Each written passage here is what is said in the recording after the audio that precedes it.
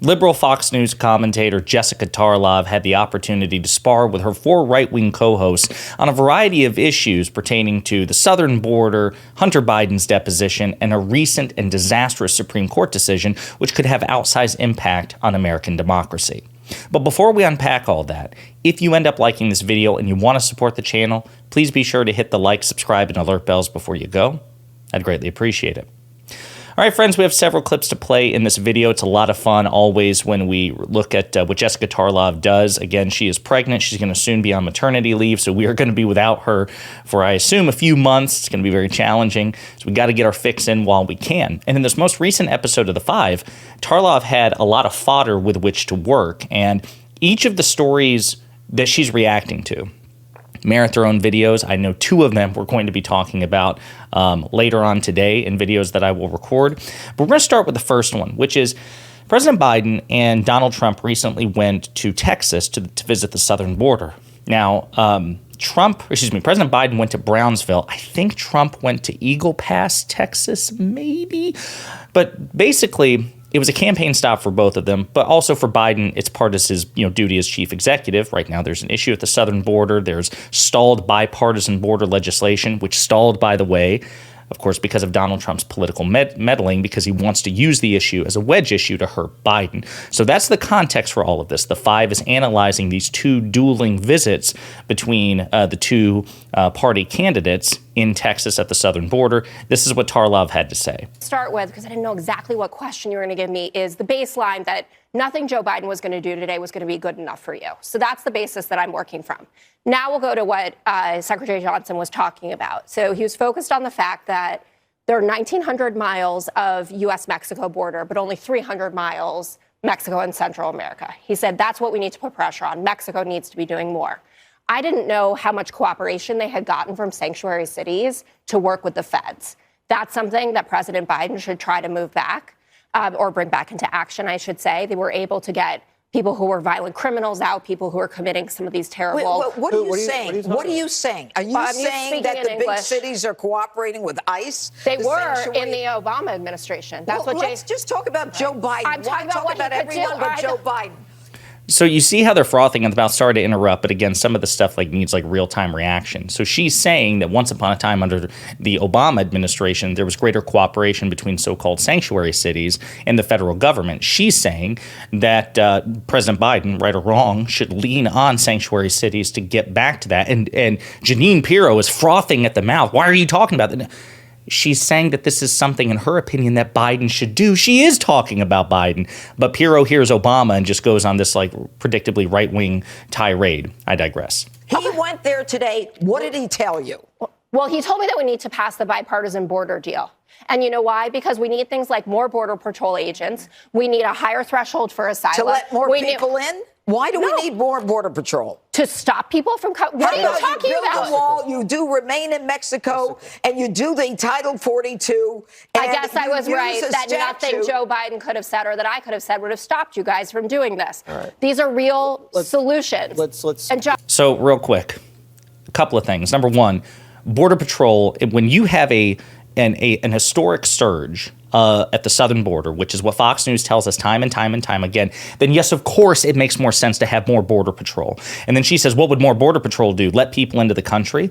Well, if we would increase detention facilities and living facilities near the southern border to help process asylum claims, et cetera, and so forth, then we wouldn't have to let them into the country, okay? But this idea that more Border Patrol would be used to facilitate these things is kind of ridiculous unless you don't plan to pair it with, again, additional facilities.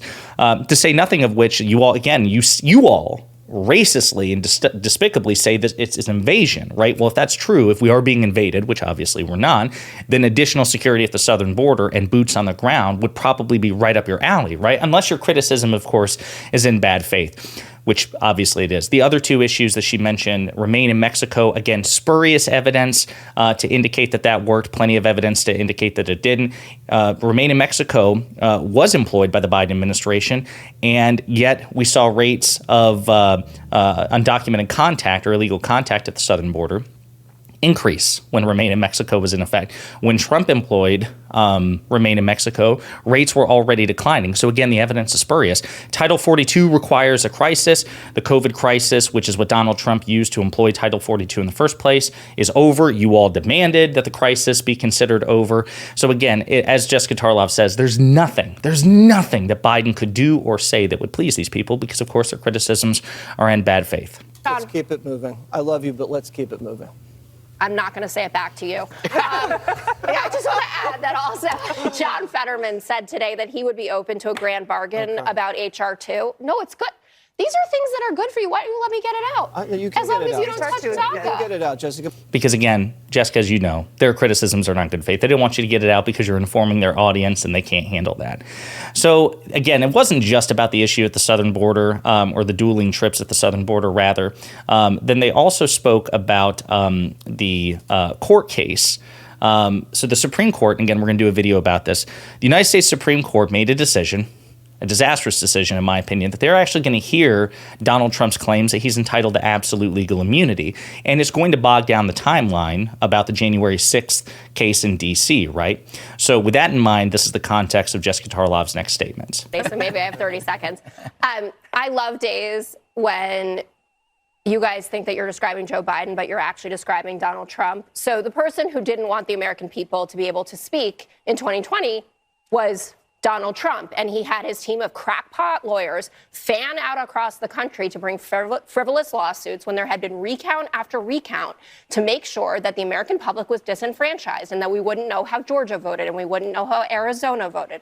Then he called up people to put pressure on them to find him 11,000 plus votes in Georgia. We know he did it in Michigan. Ronna McDaniel helped him out with that. That is the threat to democracy, and that's what this case is about. Right. So right now, Republicans are trying in vain to try to harness the power of the love for democracy in this country, even though they're, again, a fascistic cult of personality. They're saying, listen, no, attempts to hold Donald Trump legally accountable for his various misdeeds, that's a threat to democracy. Well, no, it's not. We have a constitutional democratic republic in which the Constitution reigns supreme, or at least provides the parameters. And if Donald Trump violated the law, he should be held accountable. And if you're going to talk about threats to democracy, well, your cult leader and your guys, your side of the aisle, you all tried to threaten democracy, not just with Donald Trump's actions, but also to disenfranchise voters. Since more people voted for Joe Biden than did Donald Trump, you tried to wipe away the majority of votes cast because you wanted your guy to win. You all are the threat to democracy. It's a great point by Jessica. Then in the last clip, she addresses the recent Hunter Biden snafu as well. And when we talk about this impeachment inquiry, which is obviously a catastrophic disaster for Jim Comer and company, you guys say, well, we need to know if Joe Biden is dirty, right? I don't want to go on November 5th, show up and say, well, is this the guy who's making millions of dollars off of China and Uzbekistan, whatever, pulling diamonds out of his hair, whatever you're going to say? That's why they shut down the laptop. Oh, right, the penis pictures that were going to decide America's future. And all the The point is, don't we deserve to know if one of the nominees for president is a felon? That's what this case. Brilliant. Again, she's just better than they are. She is just smarter. She has the facts on her side. They are simply no match. See how skillfully she weaponizes their own logic against them, saying, listen, the very logic that you say justifies an impeachment inquiry into the president, which is we need to know if he's corrupt, and we certainly need to know before the election. That way the American people can make an informed decision. Well, the same logic applies to Trump's various legal challenges. Donald Trump, in an ideal world, would have his day in court in all of these cases prior to the election so the American people can make a choice, an informed decision about whether Donald Trump has been exonerated, whether or not he's not guilty, or whether he is a convicted felon and an insurrectionist who tried to overthrow the government. But they want to cherry pick. They're like, no, the American people they don't need to know that. That would actually be really bad for the American people. But also, we really need to obsessively look over everything related to Hunter Biden so the American people can make a choice. They're hypocrites, and they're stupid, and the facts are not on their side, and they're simply outclassed by Jessica Tarlov. So loved all of that. Most of the constituent cases that we're talking about, again, the Supreme Court decision, the Hunter Biden deposition, because the transcript just got released within the past 24 hours. There's a lot to unpack. We're going to do that in separate videos, but I just wanted to show this, again, from Jessica. Great performance all the way around. Let me know what you think in the comments.